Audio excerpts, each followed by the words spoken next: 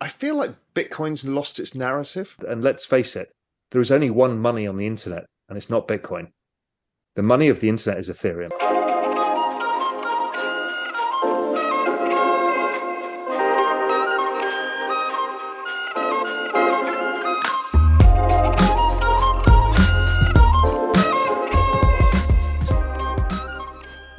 I am agnostic to who wins. I don't care. All I do is look at the chains and think, okay, I want to allocate capital. What ecosystem do I want to allocate to right now? What has the best risk-adjusted returns? So there are going to be several projects that do much better than Ethereum and will do really well. I actually think Solana will do better than Ethereum, possibly. And we can talk about that later. But there's many. So I'm not saying I'm an Ethereum maximalist in any way. I'm saying it has observable network effects beyond any other token ecosystem. The number of use cases, the applications, the number of wallet addresses, the kind of velocity of money. Okay, that's amazing.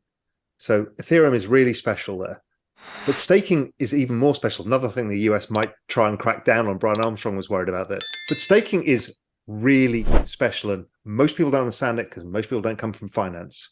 Staking, as we know, you get given a yield if you stake crypto. And if you do it in Ethereum, what you're doing is you have to stake for a year if you're going to do it yourself, or if not, use Lido or Rocket Pool or whatever, and you've got a liquidity mismatch there because they're providing short-term liquidity in staking when it doesn't actually exist. So we know that these things can go wrong. Not saying that they will, but they could. So I won't do that. But this Shanghai fork means that liquidity is available to any staker at any time. What does that do? That creates a money market curve for Ethereum, which is like, you know, people use CDs and they use 2-year bonds and they use this. This is what we're going to create. And that means you have financial liquidity to build things on top of, or you're incentivized to keep your money and stake it because you know you can get it back at any time, as opposed to some arbitrary date in a year's time when you don't know what the crypto market's going to look like. So I'm going to stake my stuff if I can then. And particularly if I can do it myself, which might be a little more difficult to do, but it's in my control. Nobody can default on me. It's in the smart contract, and I'm going to get my money. So this is a very, very big innovation for what can be built on top of Ethereum. It's also a very, very important mechanism to what Ethereum has created, which is it now has this burning mechanism that is making it scarcer in supply.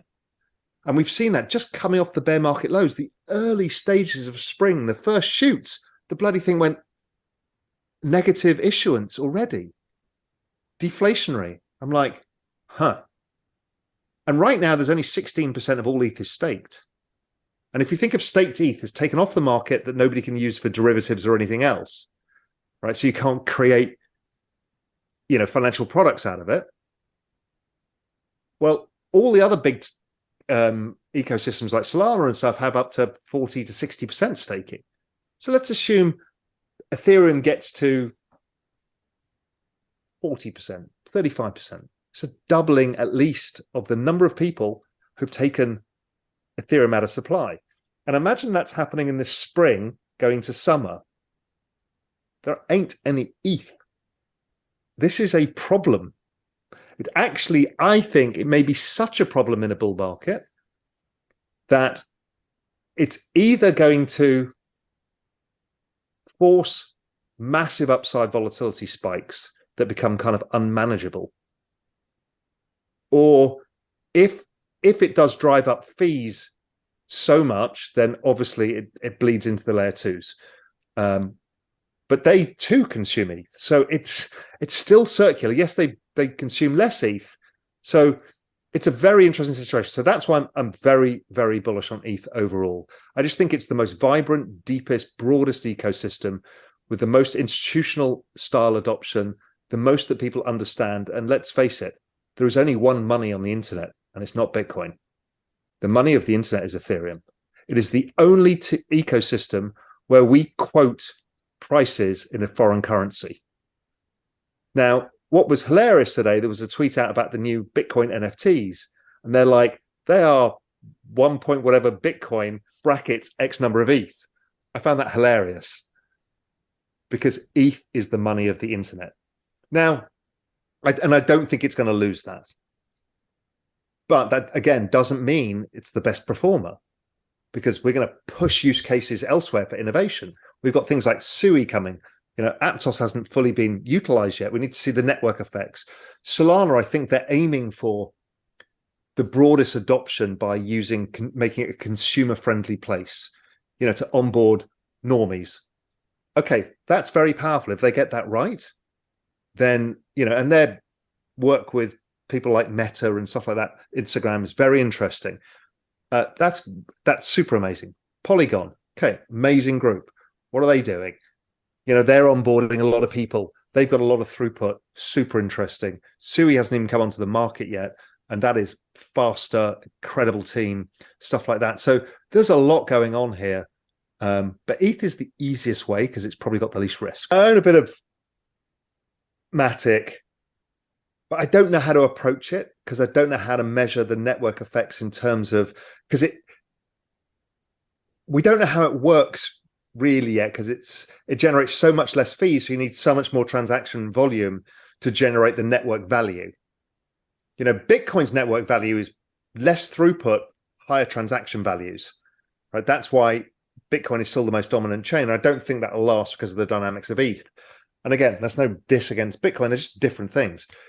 So I don't know how to value the layer twos. So I'm watching them with interest, and I got a bit of cash in them. And I'm sure I'll FOMO into something at the wrong point at some point. The game of network adoption is also attention. And they've just done a better job at getting attention. They understood that doing a deal with Google, which actually meant nothing, actually got them headlines everywhere that they've done deals with Google. They did one with Disney too. They're not doing anything really with Disney. But, Matic, Disney. Narratives are what wins in this game. And, that's one of the reasons Bitcoin has kind of not outperformed in this down cycle, is because it's lost its narrative. It became much more insular. So that insular narrative is, you have to eat steak, do nothing but stack sats, and have this lifestyle of complete nothingness. It's not appealing to that many people. So it's less vibrant. It's interesting. So, because these are all memes as well as technology, but it's memes that drive the adoption. And then as people join it, they start creating use cases. I don't know. I always get, there was no upside to price predictions because your face gets rubbed in it. They cut this clip out and then say, look at you, you're a fucking moron. So, I just hate doing it, but, I don't see any reason why it's not above 10,000. I see no reason at all why it's not above 10,000. So, that's a decent upside from here.